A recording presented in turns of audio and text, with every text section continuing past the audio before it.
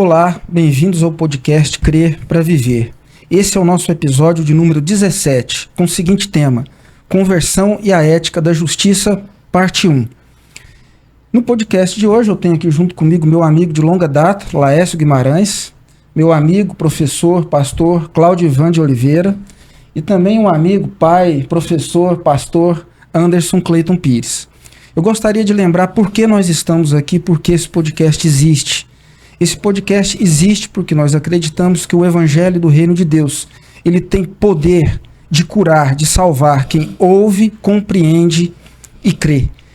E a partir disso nós começamos a entender que temos uma missão a ser cumprida aqui.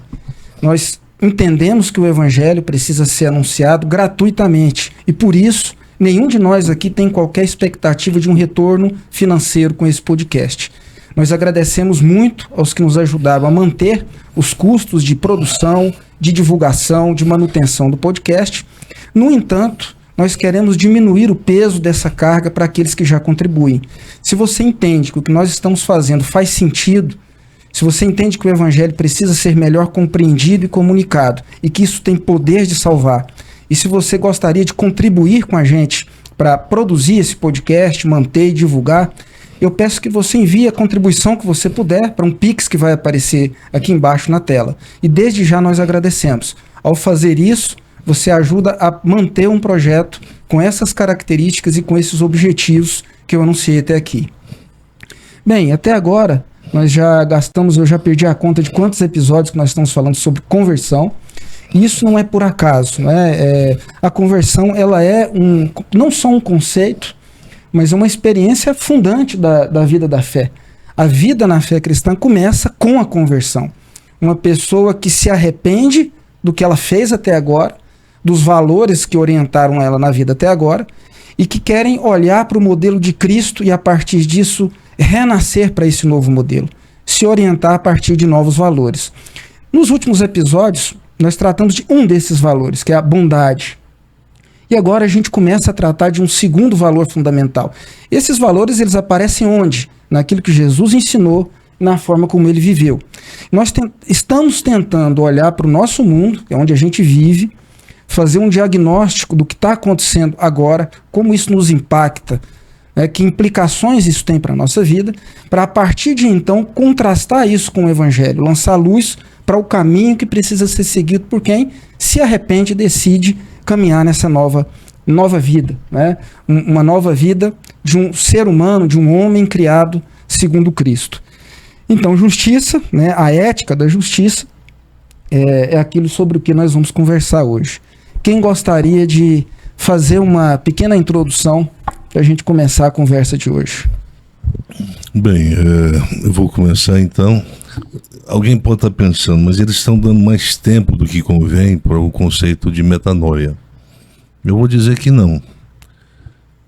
O conceito de metanoia, como diz o professor Timóteo, é um conceito que lida com uma experiência que é fundacional da fé. Tudo que vem depois da conversão são desdobramentos. Então, eu tenho que compreender muito bem o que significa esse conceito, essa experiência, né? O que esse conceito traz em termos de riqueza de natureza que também é moral mas precisa ser compreendida, e portanto nós temos que dedicar vários episódios para tentar capturar cada vez mais uma parte dessa experiência. Lembra-se que a gente começou fazendo uma análise do conceito, né, de como o conceito sofre mudanças ao longo do tempo, da história, como é que o conceito ele é apresentado de forma diferente no Antigo, no Novo Testamento. No Antigo há uma variação, em parte, em alguns momentos ele é compreendido como uma conversão ao Deus direto, ao Yahvé, ao Adonai. Outras partes, em outros momentos, se entende que a conversão significa conversão à lei, né? Portanto, depois do cativeiro de Babilônia, vai lá, se restaura o templo e se restaura também a liturgia, e a lei é o centro dessa liturgia, né? Portanto, se desenvolve uma religiosidade, a religiosidade judaica pós-cativeiro Babilônia, é a religiosidade que tem a lei como centro, né? Então, ali, quando se fala de conversão, se pensa em conversão como uma falta, uma forma de um prosélito, né, se voltar à lei de Moisés, adotá-la como uma espécie de norma, que é uma norma válida para determinar todas as suas percepções do mundo, da vida. Então nós temos a lei de Moisés como centro de interpretações. Então nasce tradições, as tradições rabínicas nascem nesse período do contexto babilônico, do cativeiro, e depois a Midrash, Mishnah, Talmud, né? Então nós temos tradições rabínicas que nascem, que são tradições que interpretam o Antigo Testamento, algumas produzindo algumas dessas tradições criam certas, eu diria, modificações, né? Modificações a vários eventos, a vários sentidos que se dá a termos e experiências de natureza teológica lá do Antigo Testamento, mas a conversão chega no Novo Testamento e a gente ouve lá, né, o Batista fazendo aquele rito da conversão, né, batizando pessoas. Todo mundo, eu acho que ficou claro que a prática do batismo era uma prática que era pré-cristã, portanto ela não é inaugurada com João Batista, mas antecede o próprio João Batista. João Batista era um segregado da vida, era alguém que vivia no deserto, alguém que se alimentava de mel e gafanhoto, um tipo essênico, e vivia aquele sentido mais radical da vida convertida a Deus. Quer dizer, uma pessoa que se compreende completamente voltado para Deus, nas mãos de Deus. Naquela época se pensava que se poderia viver sem dinheiro, né? sem um trabalho, sem coisas assim, né? Então eles iam para o deserto, e a comunidade dos essênios, apesar de não ser mencionada no Novo Testamento, ela é contemporânea do Novo Testamento, ela é conhecida, e se vive então uma vida de pobreza radical no deserto, né? Não seria de pobreza radical porque ainda existe o mel e o gafanhoto para se alimentar, né? Pois bem, aí chega no Paulo decodifica parte da mensagem que extravasa, entra no Evangelho. Eu estou fazendo essa síntese aqui para todo mundo tentar compreender como é que foi a evolução, por que se precisou de tantos episódios para a gente chegar até aqui, né? Então, chega-se em Jesus e o conceito de conversão ganha uma nova dimensão. A conversão, ela tem dois tempos para Jesus. Ela tem o tempo do arrependimento e tem o tempo da conversão. Elas são as duas coisas ao mesmo tempo. Portanto, o mesmo conceito grego significa ora arrependimento e ora conversão. A gente já explorou, sobretudo a partir da interpretação que Paulo faz do Evangelho de Jesus Cristo. Ele faz a interpretação, sobretudo um dos textos que ele faz isso de forma mais apropriada, no texto, na epístola que ele escreve à comunidade que mora na região próspera, culturalmente falando, do Império Romano, que é Éfeso, né? Ele faz essa interpretação a partir do capítulo 4, e aí ele começa então a detalhar o que significa a conversão a partir da cisão de duas etapas da vida, né? Da vida humana. A que representava o Adão, o primeiro homem, né? O homem antigo, o homem marcado pelos hábitos e pelas paixões, pela malícia, e o segundo homem, criado segundo Deus, de acordo com Cristo, tendo Cristo como modelo, né? Então tudo isso a gente explorou, a gente fez questão de repetir isso várias vezes para ficar fixado na mente de quem estava ouvindo a gente, né? Dos nossos de quem acompanha a gente nesse podcast. Acho que ficou tudo isso muito bem claro ao longo desses vários episódios, né? E a gente pensou o seguinte: bem, existe uma expressão que o Paulo usa, né, que é uma expressão revestivos. A expressão grega também pode ser traduzida por vestivos, vestir, né?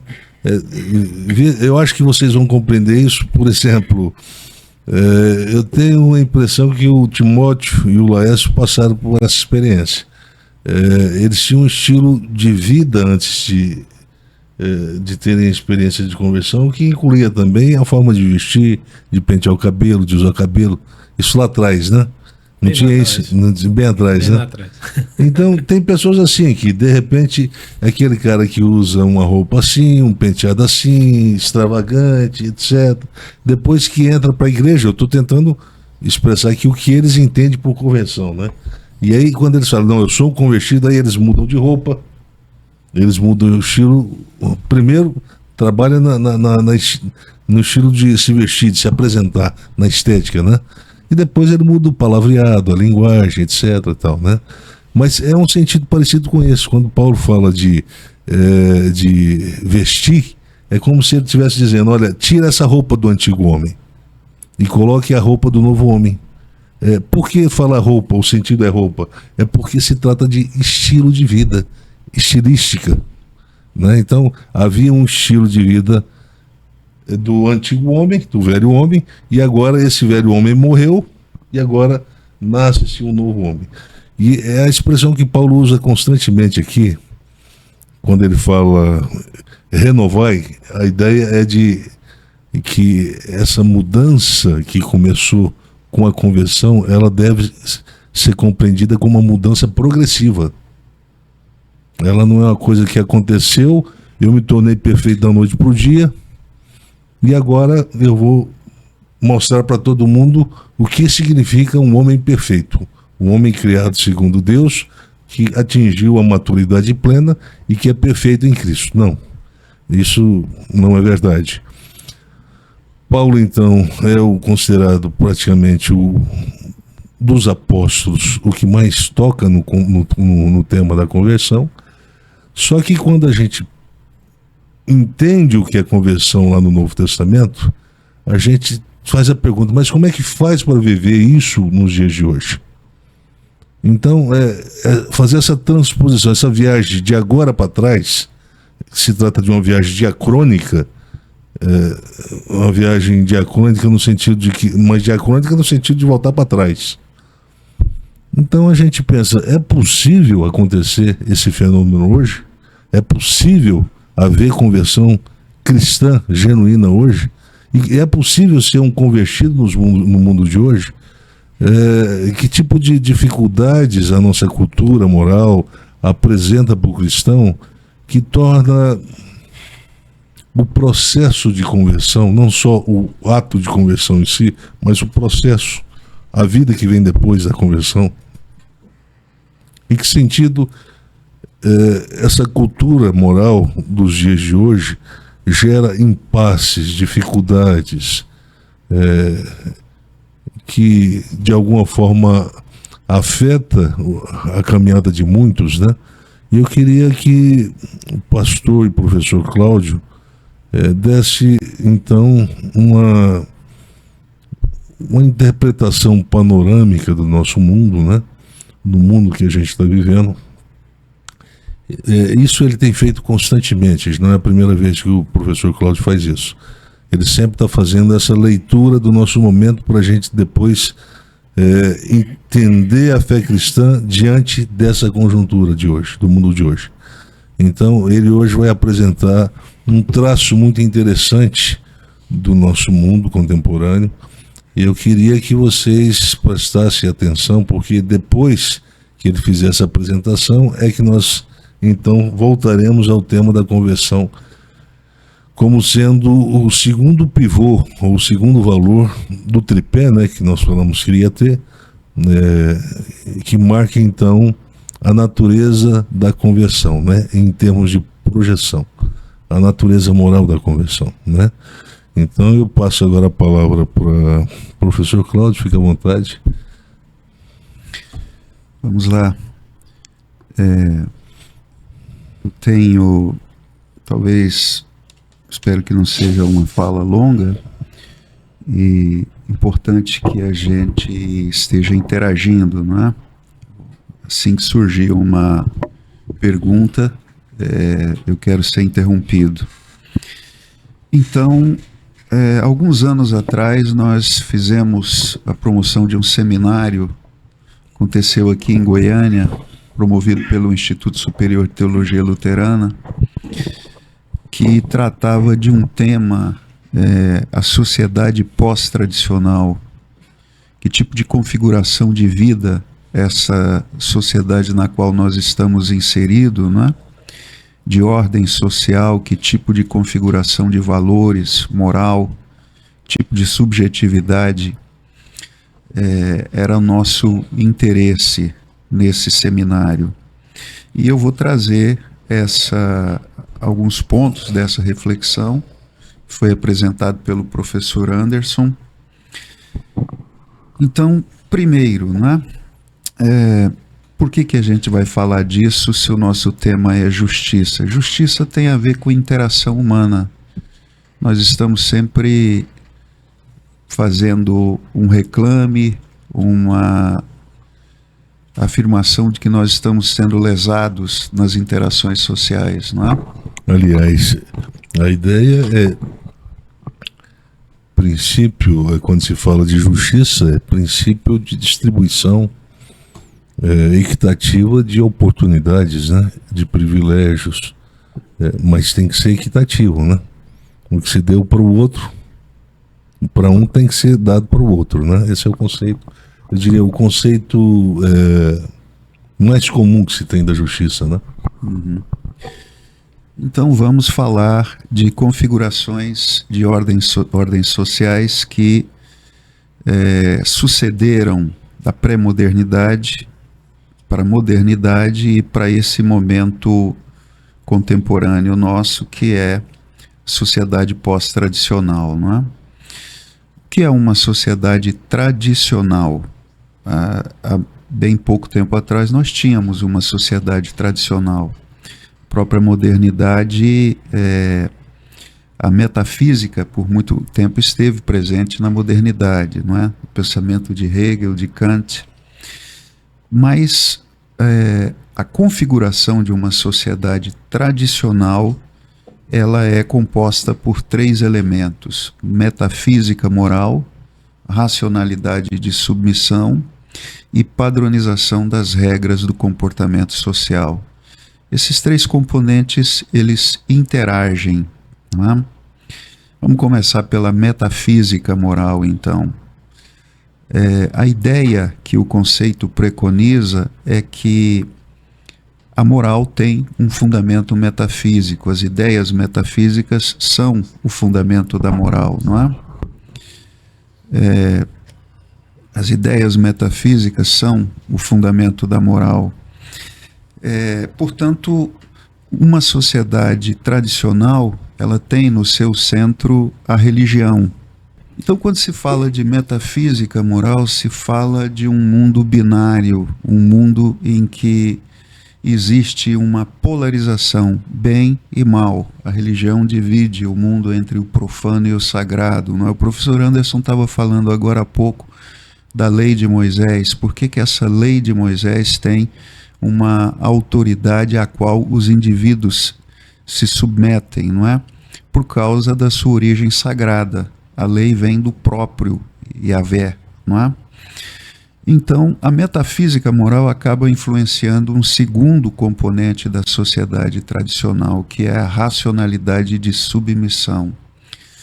Na sociedade tradicional, os indivíduos não olham para a tradição, para as normatizações da vida social com suspeita ou com disposição de resistência. Na verdade, eles a aquecem, não é? Existe uma disposição de continência cognitiva. Numa sociedade tradicional, as funções estão bem delimitadas, bem definidas, e o outro tem o seu lugar definido, eu tenho o meu lugar definido, né, a minha função definida nas interações, mas tudo isso é mantido por uma tradição a qual os indivíduos aquecem, não é? Não existe uma disposição de desconstrução dessa tradição. Por que essa racionalidade de submissão? Porque a tradição tem a sua força, em última análise, no componente anterior da metafísica moral. E o terceiro componente, a padronização das regras do comportamento social. O que caracteriza, então, uma sociedade tradicional? Identidades definidas, estáveis, não é? Em uma sociedade tradicional, a identidade não é uma escolha do indivíduo. A identidade é dada pela tradição e ela permanece ao longo da vida, não é? Aos ritos, a todo um componente de coercitividade que mantém essas identidades. O marido é marido, a esposa é esposa, o filho é filho, e todas essas identidades são muito bem mantidas, são muito bem estabelecidas, não é? Ao longo de toda uma biografia individual que se transita em uma sociedade tradicional. Talvez um bom conceito para caracterizar a vida social na sociedade tradicional é estabilidade, não é? Então, submissão, né, racionalidade, modo de operar em submissão em relação à tradição e estabilidade das identidades. Muito bem, o que é que acontece em uma sociedade pós-tradicional? Quais são as características de uma sociedade pós-tradicional? O Anthony Giddens, que trabalha, o sociólogo inglês Anthony Giddens, que trabalha com o conceito de sociedade pós-tradicional, ele relaciona modernidade à destradicionalização. O que é a destradicionalização? É a perda de função, a disfuncionalização progressiva das grandes instituições sociais que mantêm a estabilidade da vida social, mas principalmente da religião, não é?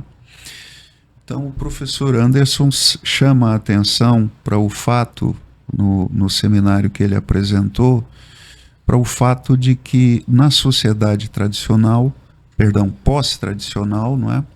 Há um componente que precisa ser muito bem entendido, que é o componente da secularização subjetiva. O que é isso? Secularização, olhar para baixo, não é? Secularização significa os assuntos deste mundo aqui, não do outro mundo transcendente, não é? Eles se tornam os assuntos, os temas que ocupam a nossa agenda. Isso acontece do ponto de vista da valorização do mercado de trabalho, mas à medida que a sociedade pós-tradicional avança, não é? Ela se torna também uma sociedade edocultural, uma sociedade na qual as escolhas dos indivíduos não são mais pautadas ou limitadas por uma ética binária do bem e do mal. Mas por que isso acontece, não é? Um marco importante na história ocidental, talvez seja um componente muito interessante para falar do declínio da autoridade, é a obra Para Além do Bem e do Mal, de Nietzsche, não é?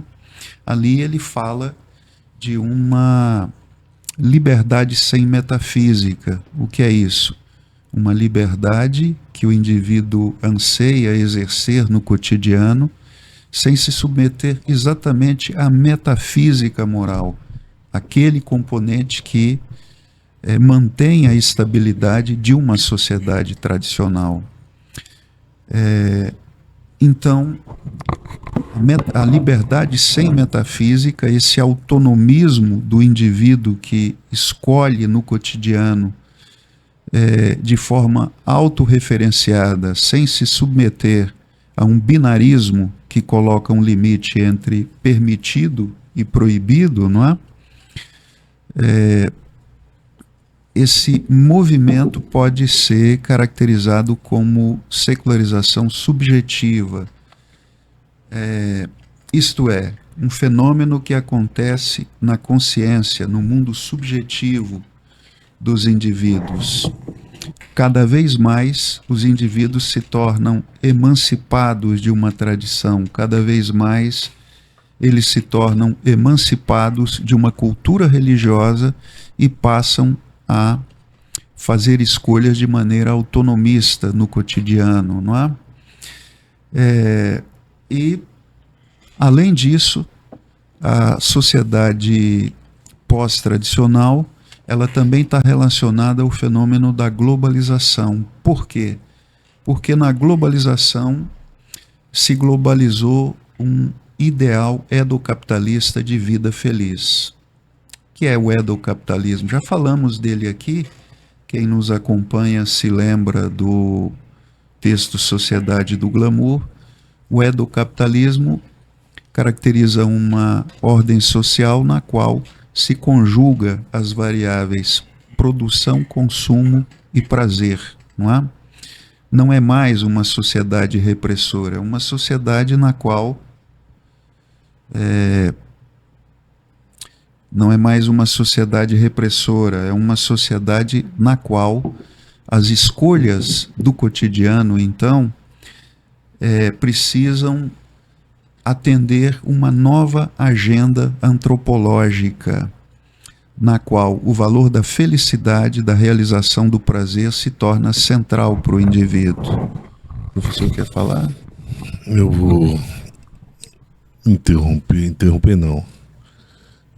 um pouco a fala, né? Mas com a intenção de ajudar, de contribuir, é porque a expectativa que se tinha na transição da idade pré-moderna para a idade moderna é que o paradigma, em sendo mudado, o paradigma teológico do homem pensado por Deus ou pela religião para o paradigma cartesiano, agora eu que penso e não mais sou objeto da religião, então eu não sou mais pensado, agora eu mesmo me penso, eu penso a mim mesmo, eu penso o mundo, eu penso tudo, eu penso Deus, eu sou cético em relação a isso, aquilo outro. Isso trouxe implicações. A primeira implicação dessa revolução, eu diria, antropológica, foi o advento da Reforma Protestante.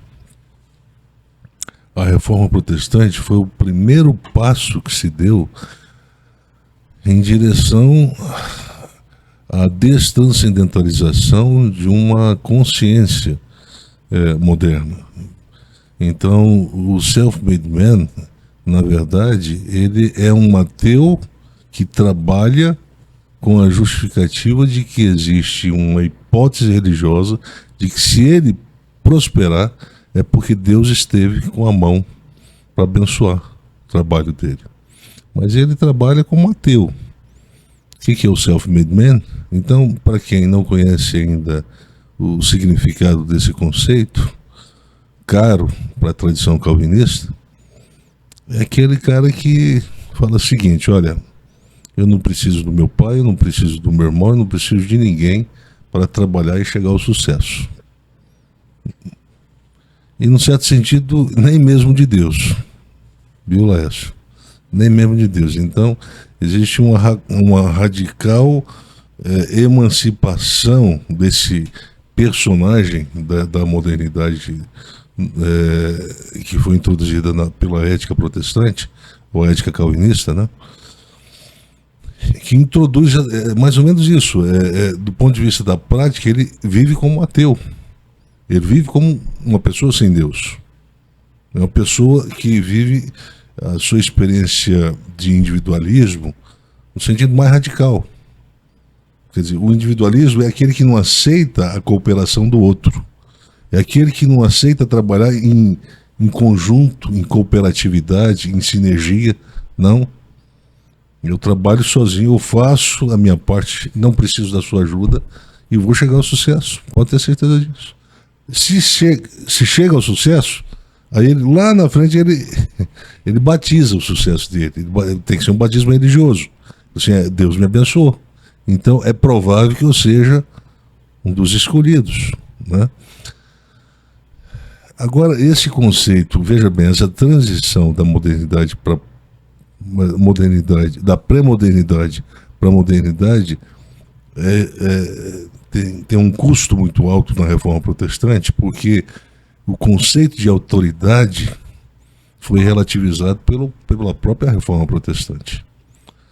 À medida que o Lutero entende que não existe, que o indivíduo é a própria autoridade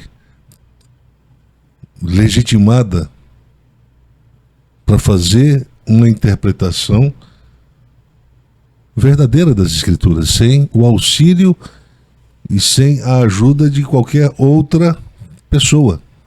Eu estou falando mais simples assim, para as pessoas que nos escutam, eu não sei quem são os nossos ouvintes, né? Para as pessoas, eu estou considerando que são pessoas que estão tendo até um certo grau de dificuldade em ouvir a gente, né? Pela linguagem, etc. Mas é assim, o conceito é esse: o homem é intérprete, o crente é intérprete das Escrituras. Não tem o legado, não tem a influência nem do magistério e nem do Papa. Essa coisa de que o Papa está em cima do topo dessa hierarquia, não. O Lutero não aceita isso. Mas ao não aceitar isso, ele quebra com o conceito de autoridade. E ao quebrar com o conceito de autoridade, ele tira aquele sentido de cooperação, de sinergia que estava presente na sociedade, eu diria, uma sociedade mais mecânica, né, da pré-modernidade. É uma sociedade que havia definições muito precisas em termos de funcionalidade. Religião, sociedade, qual é a função da religião em relação à sociedade, qual é a função da sociedade em relação à religião, qual é a função do indivíduo em relação à religião, qual é a relação entre o rico e o relação entre o pobre e a igreja. Está tudo muito bem definido. A sociedade da Idade Média era uma sociedade estável. Portanto, quando a gente fala de tradição, é porque há um grau de estabilidade maior nessa sociedade tradicional. Por quê? Porque a igreja está muito presente na vida da cidade e na consciência do indivíduo. Ele se deixa guiar pela autoridade da tradição. Vem a Reforma Protestante e, portanto, eu diria que a sociedade pós-tradicional começa com Lutero. O fenômeno da secularização da consciência começa com Lutero. Ele que introduz, e eu não tenho constrangimento de falar isso não, hein? Eu estou falando daquele que é o pai da tradição que eu estou nela, luterana. Mas começa ali. E o prejuízo disso vem depois, vem 2, 3 séculos depois. Vem com a construção simbólica do self-made man, que vai virar o autônomo do Rousseau. A pessoa que constrói a sua própria liberdade. Quer dizer, o que é a liberdade do Rousseau? É a capacidade de afirmar a autonomia na escolha, feita de maneira individualista, emancipada. Quem é que fala mais ou menos a mesma coisa do que o Rousseau? O Kant vai para essa direção. E esses dois, combinados como os principais teóricos do iluminismo, vai, de alguma forma, fomentar a cultura, né, do século XIX, vai favorecer muito a filosofia do niilismo do Nietzsche, né? E vai construir, portanto, uma sociedade com as suas bases, eu diria, as culturais, a sociedade pós-tradicional, né? Vai construir as suas bases a partir exatamente do niilismo. O que é o niilismo? Eu diria é a afirmação de uma filosofia da cultura individualista. Porque ele nega o valor da autoridade, das tradições e dos valores absolutos, oriundos da religião. Portanto, ele está dizendo o seguinte: olha, tudo que vocês ouviram até agora, tudo é mentira. A filosofia do niilismo. Nietzsche diz assim: olha, vira as costas para tudo e para todos. E viva agora na sua mais absoluta e sadia autonomia. Então, o conceito de autonomia, você lembra que você me perguntou a diferença entre liberdade e autonomia? É isso. Autonomia é viver a liberdade de forma emancipada e responsável, né? Alguém vai falar assim, não, mas não é isso. Para mim o conceito significa isso. Por que eu estou dizendo que é isso? Porque eu uso a liberdade para transgredir fronteiras. Eu não penso os limites que eu devo respeitar do espaço do outro. Quando eu penso a realidade, eu desconsidero esse detalhe, né? Esse detalhe, o outro, a fronteira da liberdade do outro. Aí se criou um conceito em teoria política, né? A liberdade, minha liberdade termina onde a do outro começa, né? Então, começa isso aí. Eu acho que quem foi o grande inspirador desse adágio que circula no pensamento político moderno é o Locke, né? John Locke, o inglês. Primeiro liberal a pensar a função do Estado, né? Veja bem, tudo isso faz parte. Eu tô tentando trazer aqui para contribuir com o professor Cláudio um bojo cultural que muitas vezes a gente não percebe e que está por trás da formação dessa sociedade pós-tradicional. O que é a sociedade pós-tradicional? O que ela significa em termos práticos? Significa que o indivíduo agora ele pode viver sem fronteiras. Significa que o indivíduo agora ele não precisa viver de forma estável em nada. Ele não precisa viver de forma estável na igreja, ele não precisa viver de forma estável no casamento, ele não precisa viver de forma estável nas amizades, ele não precisa viver de forma estável no trabalho, na profissão. Então é um cara que flutua o tempo todo. Ele não precisa assumir uma identidade fixa no mundo que muda o tempo todo. A estabilidade, na verdade, ela é indesejável, porque viver estável significa se privar da experiência de experimentar coisa nova. O tédio, né? O tédio. Então, você de certa forma, você evita o tédio. Eu posso experimentar o que eu quiser, mas se eu enjoar daquilo, se aquilo saturar, eu posso experimentar novas, né? O novo o tempo todo. Aliás, tem gente falando que pode experimentar de tudo um pouco, né? Eu não sei exatamente o que esse indivíduo vira depois que ele passar por tudo. Depois que ele experimentar de tudo, assim, o que você é agora? Provavelmente um desencanto profundo. Eu lembro que tem uma atriz, eu não vou citar o nome dela não, senão ainda ela vai ver o nosso podcast e vai me processar. Mas uma atriz muito famosa de uma televisão, e é lá do Rio de Janeiro. E ela diz, eu sou a soma de todos os meus papéis, todos os meus personagens. Ela, senhora já com quase 90 anos, foi considerada a melhor atriz do Brasil. Acho que vocês devem saber quem é, né? E ela diz, eu sou a soma. Perguntou, ela falou em tom assim, entristecido, com aparência estranha, excêntrica. Eu sou a soma de todos os meus personagens. Então sei o quê? Veja bem, isso aí sugere o que em psiquiatria? Que tipo de transtorno? Um transtorno que você não sabe exatamente quem você é, né? Você é um e muitos ao mesmo tempo. Então você acaba não identificando quem você é. Um transtorno sério. Eu nem vou falar o nome dele, senão eu posso ser processado.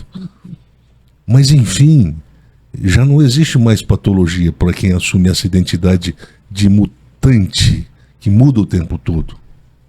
Aí nós criamos um conceito para fazer interpretação, e o professor Cláudio provavelmente vai explorar ele agora, o conceito de flutuação ôntica das identidades, que é um fenômeno característico dessa sociedade pós-tradicional que resolveu relativizar a importância de tudo. E olha que é uma tendência que começa com a filosofia do Nietzsche, começa com o niilismo. Diz o seguinte, olha, o que você considera absoluto é relativo. Então não leva a vida a sério. Ou melhor, não leve o que a religião diz que tem que ser levado a sério. No último, desculpa. Não, fique à vontade. No último episódio a gente citou, o professor Cláudio citou a música do Lulu Santos, né? Ele via a vida, esse mundo pós-tradicional parece ser o mundo que ele via no futuro, por cima de um suposto nível de hipocrisia. Então, essa vida melhor no futuro que ele viu, né, ele viu o que está acontecendo. Acho que ele errou no melhor, né? Sim. Que seria melhor, né? É porque essa coisa do sim, né, pressupõe o seguinte, o sim é sempre uma concessão que se faz para uma nova mudança.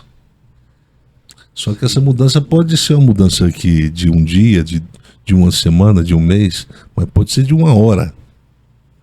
E aí nós criamos uma cultura com traço patológico, né? Por que patológico? Existe aquela flutuação, né? Aquela mudança. Flutuação ôntica das identidades. Sim, mas que em termos de transtorno, né? Caracteriza a bipolaridade, né? Sim. O bipolar, ele muda de humor, e muda de humor, às vezes, mas demora um pouco ele mudar. Existe um transtorno que sempre está sendo comparado com bipolaridade, que é a síndrome de borderline, né? As mudanças ali são mais intensas e com um menor tempo. Ocorre em menor tempo. E dura um período também menor.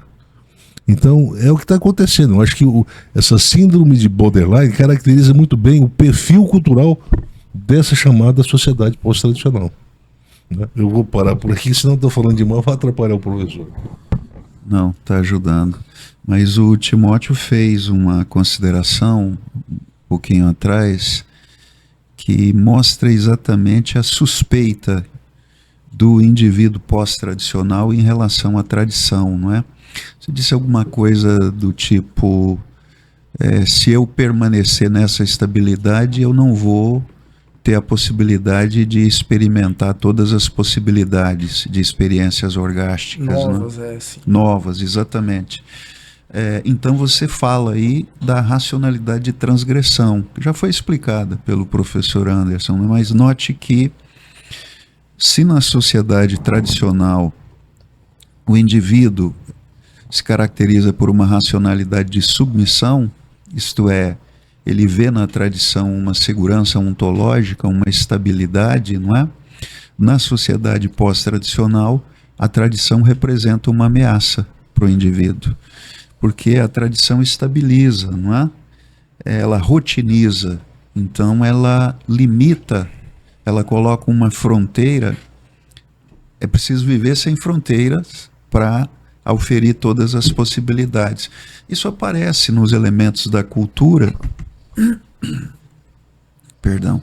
Isso aparece nos elementos da cultura, nas músicas, não é? Uma das que na primeira década do nosso século foi a música 3 da Britney Spears, em que ela fala de uma relação de namoro, uma relação monogâmica, não é?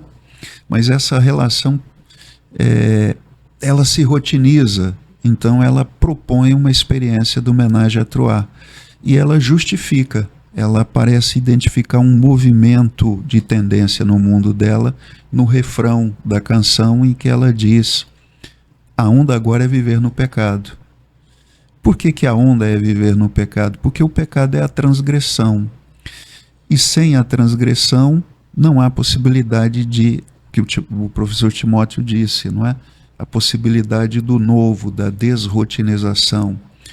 Então, a transgressão ela tem um fator de erogenização do imaginário, né? Quer dizer, a experiência do prazer fica inflacionada e ela propõe a transgressão, propõe para o namorado uma experiência de homenagem, não é?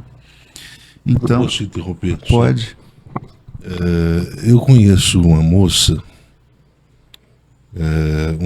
que se casou. Ela devia ter aí entre os seus 25 e 30 anos. Eu não vou falar de que região ela é, mas é uma moça que se casou.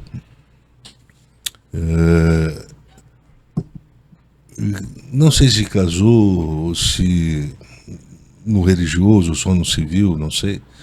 O fato é que depois de um ano e meio, 2 anos de relação estável, né? Vamos chamar assim, ela propôs para o namorado dela, ou o marido, sei lá, né? Já tinha filho, né? Uma experiência de relação aberta, relacionamento aberto. Essa poliamor que está em voga aí. Ela propôs para ele, falou para ele pensar e depois dar a resposta. Me parece que ela não esperou ele nem pensar o suficiente e nem dar a resposta. Ela acabou tendo uma experiência extraconjugal para caracterizar o significado dessa relação aberta do poliamor, né? Que ninguém é dono de ninguém. Não existe essa ideia de que o marido, uma pessoa, é propriedade privada da outra. Então, ela acabou que saiu de uma relação estável, uma espécie de casamento. Não sei se eles se chegaram a divorciar ou não. E ela voltou por esse tipo de impasse, porque ela voltou para uma relação, entre aspas, uma relação monogâmica. Ela arranjou um novo namorado. E eu não sei, eu nunca vi ela com os 3 namorados apresentando para a família e falando assim, olha, aqui são meus 3 namorados. Imagina, se ela chegasse na família, numa festa de aniversário de criança, senhora, eu vim aqui com meus 2 namorados e minha namorada. Como é que é o negócio aí? Isso é o poliamor, né? Talvez não precisar prestar contas nem para a família seja uma das coisas que se deseja, né? E eu diria que o poliamor não tem um fator tão... aquele fator de potência orgástica, eu diria que não é tanto quanto a proposta de homenagem. Por quê? Porque a homenagem, ela, como a gente falou naquele dia, né, no último podcast, ou no penúltimo, não sei, é a experiência em que a esposa sai da condição de parceira suficiente, né? Ela deixa a figura de parceira suficiente, quer dizer, essa figura ela tem que se tornar, primeiro, ela tem que se tornar ilegítima. Do ponto de vista da cultura orgástica, ela não funciona. Se ela continuar sendo suficiente, ela não funciona. Ela tem que se tornar insuficiente para somar com a outra, que também será insuficiente, para formar então o conjunto. A suficiência se dá pela soma das insuficiências. Mas uma dessas aqui é o legal que foi transgredido, que é a esposa. A legalidade se tornou transgressiva, né? É uma legalidade transgredida e que se tornou motivo de potência orgástica. Uma relação de homenagem. Quer dizer, quando eu faço da minha esposa uma espécie de fora da lei na cama, isso me atiça as fantasias eróticas. E ao atiçar essas fantasias eróticas, a possibilidade de adquirir um capital ou uma experiência orgástica que foge de qualquer experiência rotineira é muito grande, né? Então, a homenagem à Torá representa muito bem o que significa essa busca pelo novo, né? Essa busca incansável pelo novo que está presente na sociedade pós-tradicional, né? Sim, portanto, nela opera na sociedade. Deixa eu fazer. Pode falar. Deixa eu fazer uma pergunta aqui, que eu estou pensando nisso, estou ouvindo e estou pensando aqui, estou incomodado com a questão da liberdade e da autonomia, que está sendo o foco aqui da mudança da sociedade tradicional para a sociedade moderna, pós-moderna, né? Na sociedade tradicional, o exercício da liberdade ele era limitado, não era isso? Por uma moral religiosa que não se caracterizava com autonomia, ela ia até ali. Então existe um limite para o exercício da liberdade, é isso? Do ponto de vista da sociedade tradicional, do ponto de vista da sociedade tradicional, toda a liberdade só pode ser exercida na base de uma cultura moral. Polarizada. Então tem um limite para o exercício da liberdade. Exatamente. Na sociedade pós-tradicional, esse limite, essa barreira foi tirada, né? Então assim, agora não existe mais um limite para a liberdade. Ela continua sendo liberdade ou ela se torna outra coisa? Ela se tornou autonomia. A autonomia. Então autonomia e liberdade são conceitos porque são completamente diferentes. Que é aquilo que a gente está voltando naquela questão ainda. Só que o pessoal hoje não entende isso, não. Eles entendem que autonomia e liberdade são conceitos sinônimos. Não são. O que é a liberdade? A liberdade é quando eu reconheço a autoridade do sim e do não. E faço uma escolha a partir desse reconhecimento. O que é autonomia? Quando eu ignoro. Eu vou fazer o que eu quero. O critério da escolha é o que eu quero. Não é o que eu Ficou avaliei. muito claro, hein? Isso aí ficou muito claro. Sim, agora. eu não avaliei a natureza disso ou daquilo. O que eu quero experimentar é agora. Habilidade de dizer mais sim do que não. Em contraste Exatamente. com um mundo que tinha mais não do que O sim. sim é ele hedônico. estava errado, é só sim. É só assim. né? O sim é o hedônico. Ele ainda foi muito conservador. O né? sim é o hedônico, é a transgressividade. O não é a razão, é a racionalidade de transgressão, que agora há pouco o professor falou. O não é isso. Só que o niilismo fala assim, tira esse trem do não, deixa só o sim. E aí é a sociedade da autonomia, do individualismo. Aí o Papa o padre vai lá na casa do Nietzsche e fala assim, ô Nietzsche, precisamos ter uma conversa. Fala assim, sai daqui. O seu mestre é anátema, é indesejável aqui na minha casa. Eu estou brincando, tô fazendo aqui uma brincadeira. Mas o fato é esse. Eu acho que ficou claro agora a diferença entre autonomia e liberdade, né? Uhum.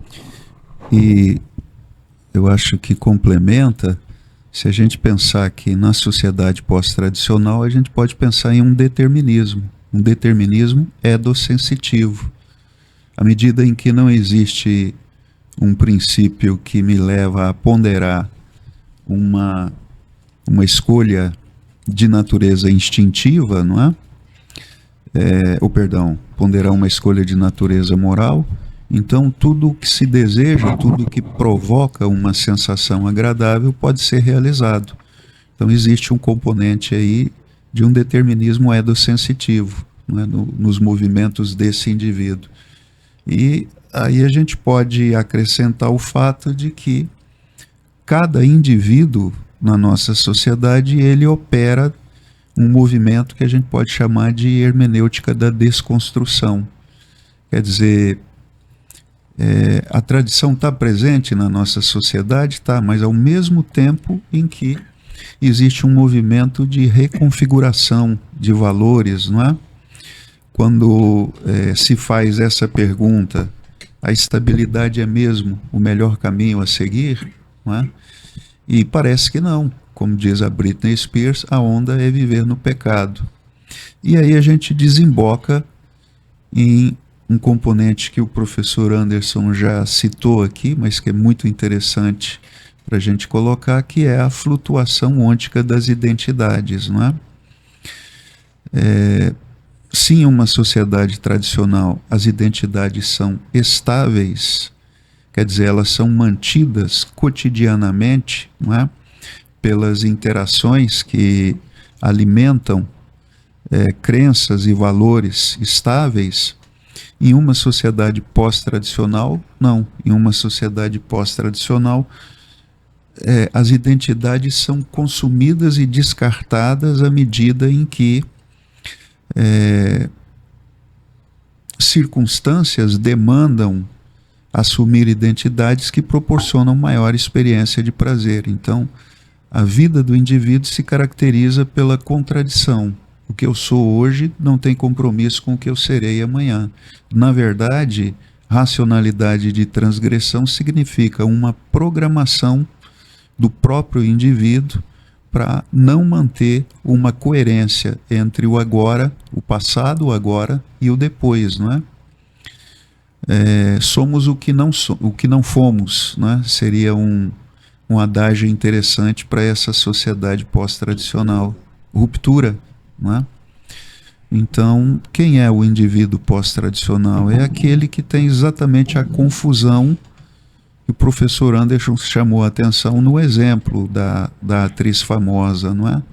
Quem sou eu? Como é que eu posso me autoconhecer nessa sociedade? Não, ela é a sociedade da dúvida. São várias identidades.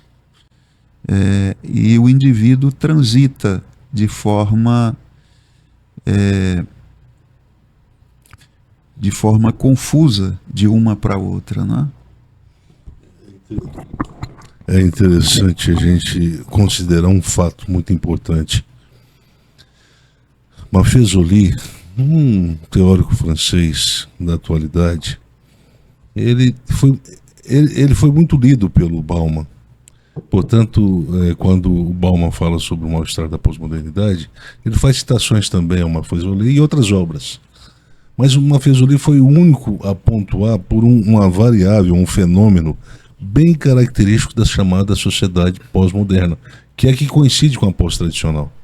É o hedonismo. Ele usa esse conceito. O conceito é hedonismo cultural.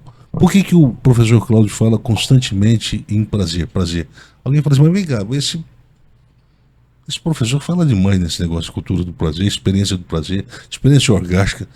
Será que a gente dá para estudo mesmo? Será que é assim que a sociedade, que o indivíduo vive nessa sociedade? Olha, eu acho que negar, se a gente diz que não, que ele está errado, nós estamos tentando negar o óbvio.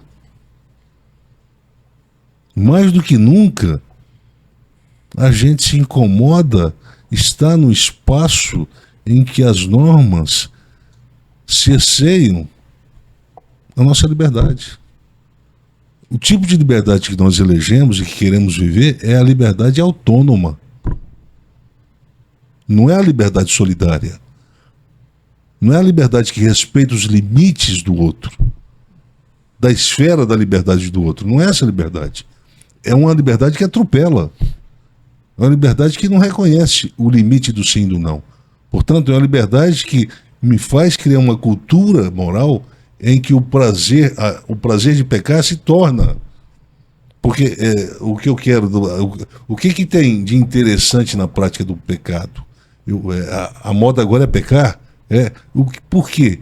O que a experiência do pecar produz? Uma sensação de orgasmo. Então, se a gente está querendo negar o óbvio, a gente pode ir até para essa direção. Mas de tudo que o professor, e ele vai desembocar certamente nisso, é que esse fenômeno a sociedade pós-tradicional, destradicionalizada, ela vai criar uma base social, eu diria, uma base amoral para essa sociedade em que os indivíduos, é uma sociedade em que vai ser formada por indivíduos que viverão como se o outro não tivesse valor afetivo, como o outro devesse ser compreendido apenas como objeto de usufruto. Usou, descarta. Usou, descarta. Usou, descarta. E essa é a leitura que o Bauman faz, vida para consumo, num livrinho intitulado Vida para Consumo. Usa, descarta, usa, descarta. Mas não usa só a meia, o calçado, o carro, o sofá. Usa as pessoas também. Usa, descarta.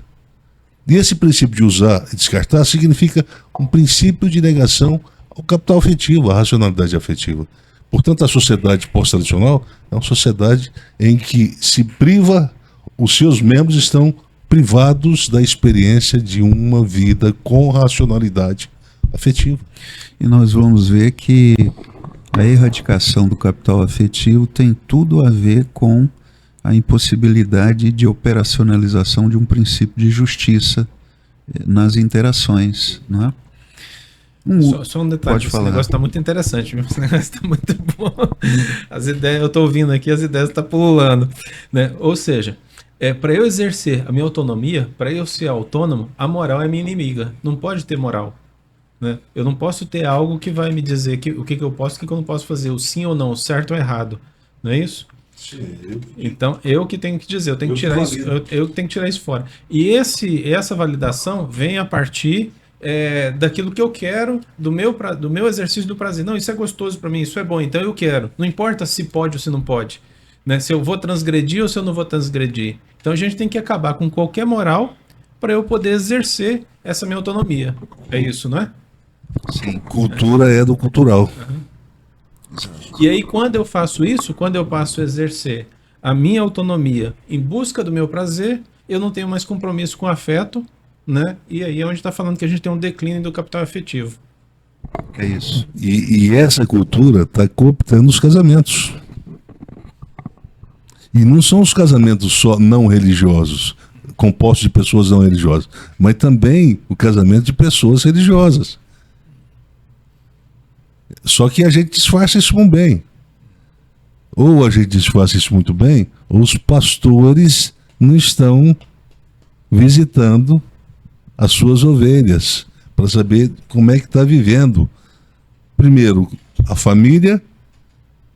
Segundo, o casamento de cada uma das suas ovelhas.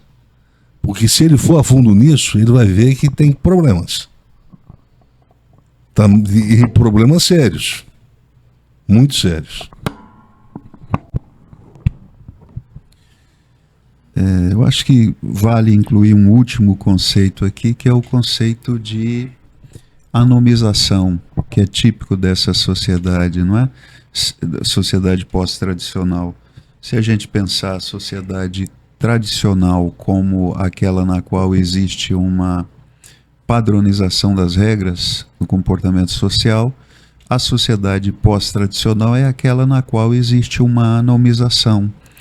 O que isso significa? Significa que existe uma ordem, um espaço social subjetivamente construído. Quer dizer, as regras para se viver são uma construção a partir de uma autonormatividade. Sou eu que as determino, não é? Mas se é assim, como é que nós vamos operar nas nossas interações? Como é que serão as nossas lógicas de interação? Na sociedade tradicional, a tradição funciona como um princípio de pacificação. Ela delimita a minha função como acoplada e complementar à sua função. E na sociedade pós-tradicional há uma contradição.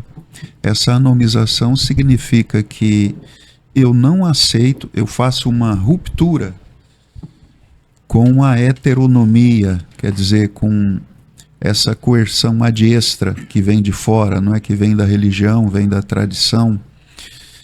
Mas ao mesmo tempo que esse indivíduo que funciona em racionalidade de transgressão rompe com essa heteronomia, ele constrói as próprias regras e quer impor as suas regras aos outros. Então esse é um componente que mostra uma contradição muito complicada. Estou vendo que o professor Anderson quer falar alguma coisa aí. Esse negócio está muito intrigante hoje, isso aí agora, porque olha só que ponto que o professor Cláudio colocou agora, né?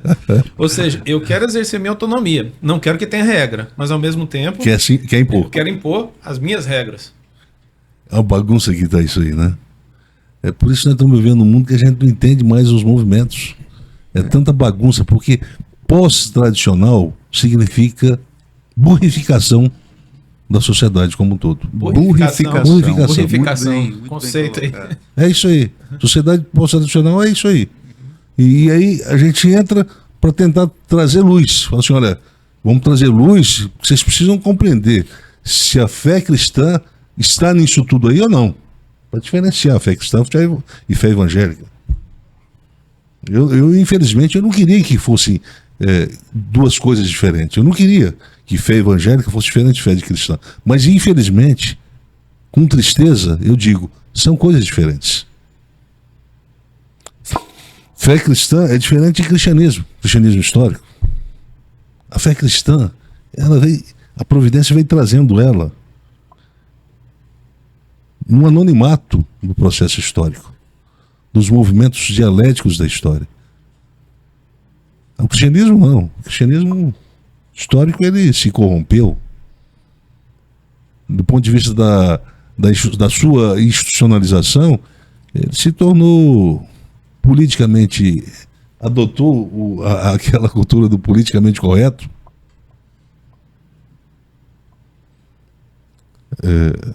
A Reforma Protestante foi uma coisa complicada. A gente comemora a Reforma Protestante. Sempre quando chega no 31 de outubro, vamos lá comemorar a Reforma Protestante. Mas a Reforma Protestante bagunçou com o mundo ocidental. O calvinismo trouxe esse transtorno cultural para o Ocidente, onde a fé se funde com o sistema de produção vigente.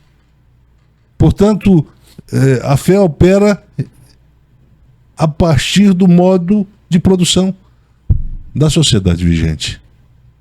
E aí a gente não consegue mais separar uma coisa da outra, porque elas estão em fusão, em unidade indissociável. Como é que a gente separa? Não tem como separar. E aí começa a aparecer as religiões, as experiências religiosas, sobretudo aquelas caracterizadas mais pela experiência da epifania. Lembra daquela época que houve, na década de 90, 80, aquela experiência de ir orar na madrugada e sair com dente de ouro? Não podia ser dente de prata e nem de bronze, tinha que ser de ouro. Por que tinha que ser de ouro? É o nosso fascínio com o mamon. É o nosso fascínio com a riqueza. Agora, isso não é fé cristã. Me desculpem os que vão achar ruim, mas isso é fé evangélica. Isso é construção tardia. Isso é construção pós-calvinista. Construção pós-ética calvinista no mundo ocidental. E nesse sentido, eu diria que, eu já falei e vou reafirmar agora, o calvinismo, ele vira as costas para a fé cristã e cria uma teologia da história sem escatologia. Portanto, secularização foi um fenômeno instituído, inaugurado pelo calvinismo. É o grande responsável. Vamos olhar para dentro da história agora. Esquece esse negócio de olhar para fora, para depois da história, para o pós-história. Vamos nos concentrar agora. E, portanto, inspira o Nietzsche na sua filosofia do niilismo. Porque é uma filosofia da história também sem futuro. A filosofia da história do Nietzsche tem um sujeito. O sujeito é o homem, o sujeito é a felicidade, o sujeito. Então, para isso ser construído, o homem, o super-homem, a gente precisa destruir o futuro. A gente precisa destruir a transcendência. A gente precisa destruir a religião. Portanto, a gente precisa matar Deus. Deus está morto. Então, mais ou menos essa construção. O Nietzsche é talvez o mais é o mais sagaz de todos os teóricos da chamada sociedade pós-tradicional, né? Sim. Bem, eu vou dizer a minha experiência como pastor, não como intelectual, não como cientista social, mas como pastor e como cristão. Eu vivo dentro de um mundo que me afeta diretamente. Eu vivo dentro de um mundo que me toca diretamente. Portanto, as mudanças que eu vejo acontecendo, eu não vejo mudanças acontecendo no indivíduo. Eu vejo acontecendo na cultura. Portanto, a cultura, ela influencia um deslocamento de valores que tipificam uma época para uma outra época. Tipifica a mudança, a diferenciação, melhor dizendo. Então, nós não temos, quando a gente fala assim, olha, nós não temos sociedade tradicional hoje, não, nós temos, mas ela está se despedindo. Por quê? Porque, bem, olha o mundo que a gente está vivendo. Olha o que está acontecendo com a relação dos pais com os filhos. Olha o que está acontecendo com os casamentos monogâmicos. Olha o preconceito que nós temos em relação a essa coisa da tradição, da autoridade. Quer dizer, são fenômenos que estão aí e que atingem a gente, porque hoje a questão do respeito inexiste como valor. Os filhos hoje chamam os pais, na grande parte, de você, não mais de senhor. Ah, mas isso não tem nada a ver. Tem. É lógico que tem. O conceito impõe uma cultura moral. Se eu uso o conceito de você, é porque eu estou propondo uma relação de igual para igual. Se eu digo senhor, eu estou propondo uma relação hierárquica, onde há o reconhecimento da autoridade do outro em relação a mim.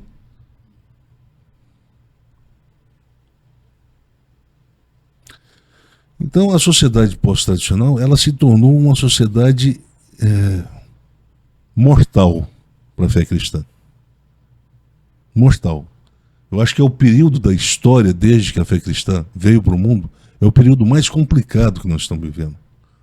Porque está difícil a gente diferenciar o joio do trigo. Está difícil a gente saber separar uma fé que se diz cristã da genuína fé cristã.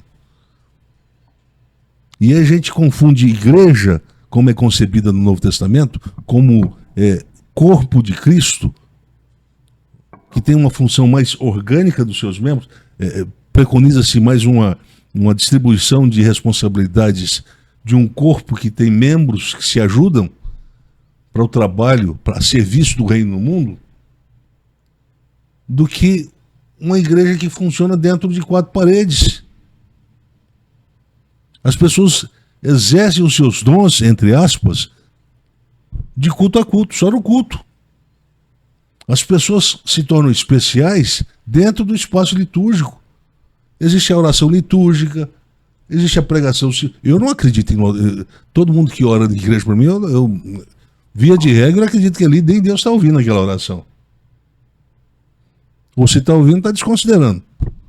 Porque ela é falsa, ela é hipócrita. É como aquela oração que se fazia os fariseus.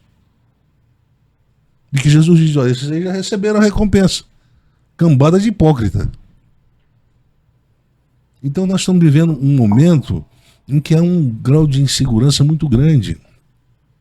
Insegurança em relação à nossa vida, em relação aos nossos filhos, em relação ao nosso casamento, em relação à nossa família, à nossa fé. Eu me lembro que uma vez eu escutei um pastor, ele dizia o seguinte: a igreja se transformou como uma rodoviária. Chega muita gente e sai muita gente. Curioso, porque esse pastor, ele é bom de observação. Ele não é um cara de leitura, é um cara...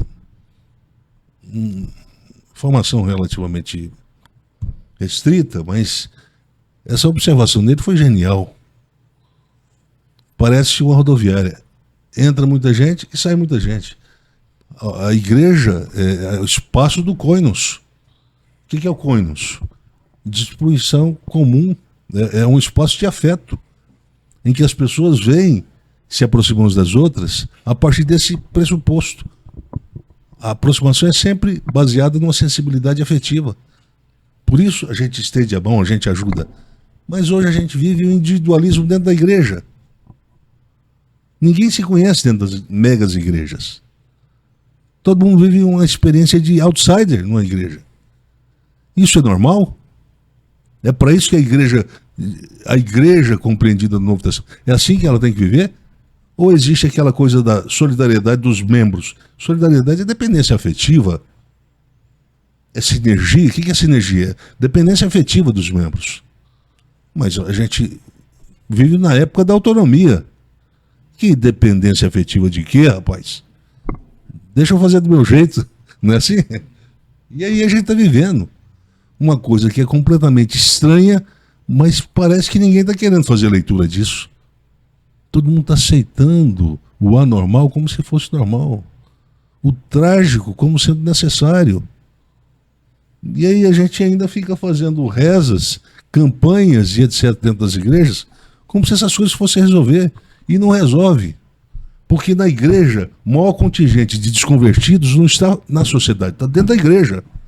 A igreja se tornou hotel de desconvertidos. Vão expressar fé cristã? Duvido. Duvido. E se a igreja se tornou hotel religioso de desconvertidos, então nós estamos numa situação muito precária. Porque ela deixou de ter a função de luz do mundo. Deixou. Ela deixou de ter a função de sal da terra. Ela tem a função de ser pisoteada pelos homens. Desprezada, sarcasmada, se é que existe o termo. Objeto de sarcasmo. Quer dizer, é uma bagunça. Ninguém reconhece seriedade para o discurso religioso mais. Isso é expressão da consciência destranscendentalizada. É quando você, essa consciência, a consciência transcendental, ela se torna objeto de desprezo. Ela se torna indesejável. A experiência de estar no espaço religioso, ela provoca sensações ruins. Ela, sensação de náusea. Então, as pessoas estão fugindo da igreja, mas provavelmente tem uma razão. Por que elas estão fugindo da igreja? Porque a igreja não é mais igreja. E porque a igreja se transformou num espaço de desconvertidos, de interação de desconvertidos. E se isso é verdade, e eu penso que não há como a gente contestar isso, e as pessoas mais sóbrias vão ter que dizer, olha, esse cara está falando, o que ele está falando segue a direção, ele não está falando besteira. Aí essa turma de desconvertidas, mas que estão acostumadas a viver dentro do espaço da igreja, vão para a universidade e chega na universidade e perde a fé. Que fé? Que fé? O microfone aqui deu problema.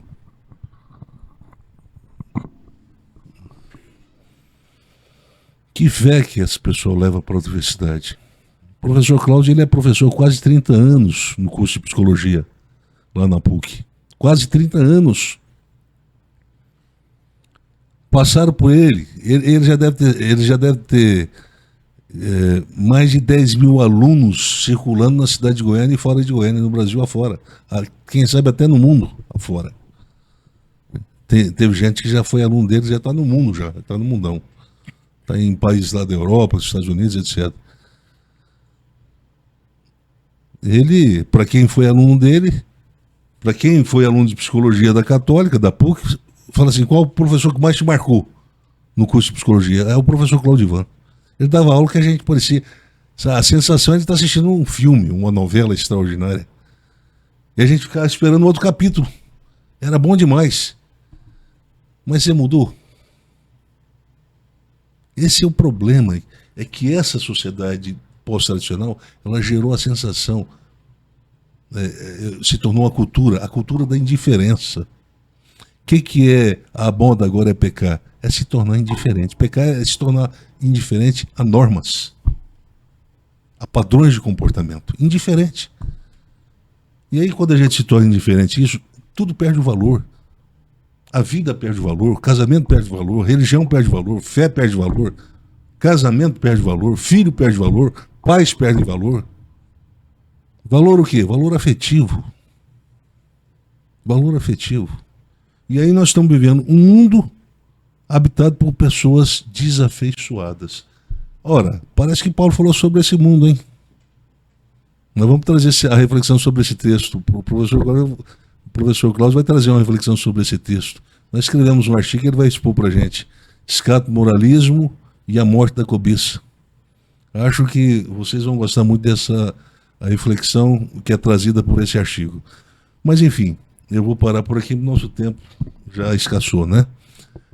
Vamos tentar agora, a partir do próximo podcast, baseado no que a gente falou, no que a gente conversou nesse podcast, entender então o significado do conceito de justiça como um valor constitutivo da pessoa que se converteu. O convertido é aquele que age indistintamente, ele age com senso de justiça. E agir com senso de justiça para ele não é um ato de construção artificial de um personagem religioso. Não. Quando fala o cristão, quem está comprometido de fato com a fé cristã, que passou pela experiência genuína da conversão, o senso de justiça para ele acorda com ele e dorme com ele todo dia. E é sobre isso que nós vamos falar então no próximo podcast, né? Espero que a gente possa entender o que Paulo diz: e vos revistais do novo homem, criado segundo Deus em justiça e retidão procedentes da verdade. Efésios 4:24. Então aqui eu tenho uma deixa. Se o Laércio e o professor Cláudio quiser falar alguma coisa, então depois o nosso moderador, o professor Timóteo, ele pode concluir e fechar, né, o nosso podcast de hoje. Acho que a gente pode concluir, se o Laércio quiser falar. Bem, às vezes quando eu escuto uma reflexão como essa, eu tenho aquela sensação de quem senta na frente de um médico, escuta um diagnóstico e fica ali assim, sentado olhando e agora, né? Só que o médico, quando ele faz um diagnóstico, ele está ali com um objetivo. Ele quer propor uma cura. A pregação do Evangelho, ela tem esse objetivo. A gente está aqui fazendo um diagnóstico de uma cultura e dos efeitos dessas transformações culturais na consciência de cada um de nós. Talvez a gente não tenha o poder aqui com esse podcast de curar o mundo, de curar essa cultura toda, né? Mas o Evangelho, ele é poder de Deus para salvar, para curar aquela pessoa que crê. Eu espero que quem está nos ouvindo, ainda que sinta o peso, às vezes, desse diagnóstico, acredite que existe uma cura, que nós queremos torná-la clara para que você creia. E, a partir disso, experimente esse processo de caminhar na direção da saúde. Eu agradeço quem ficou até agora, acompanhou essas reflexões. Agradeço se você viu sentido nisso e quiser curtir, compartilhar, ajudar a gente a divulgar, né, essas reflexões. E espero que você continue nos ouvindo no próximo episódio. Até lá.